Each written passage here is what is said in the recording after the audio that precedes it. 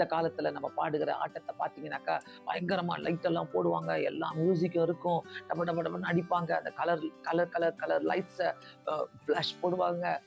இதெல்லாம் பார்க்கும்போது உண்மையாவே அங்க இயேசு கிறிஸ்து இருக்கிறாரா? இல்லையான்றத ஒரு பெரிய கேள்விக்குறியாயிடும். அப்படியே குதி குதி குதின்னு குதிப்பாங்க.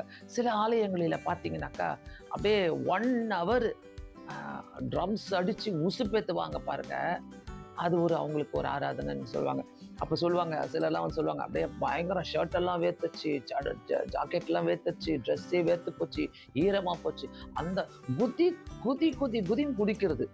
அந்த குதி தான் அ எப்படி இது என்ன எப்படின்னு தெரியல.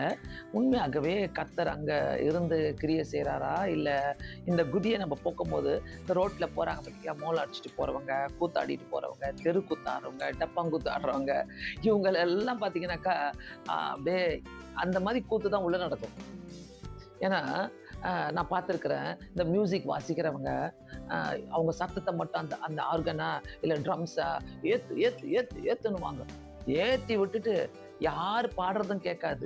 அதுல பார்த்தீங்கன்னாக்கா, அந்த மியூசிக் சத்தம் தான் டப டப டப டப டபன்னு அடிச்சு, அ மோளம் அடிக்கிற மாரி அடிச்சு, தெருக்கூத்து பண்ற மாரி பண்ணி, இந்த மாரி ஒரு ஆராதனை. ஐயோ!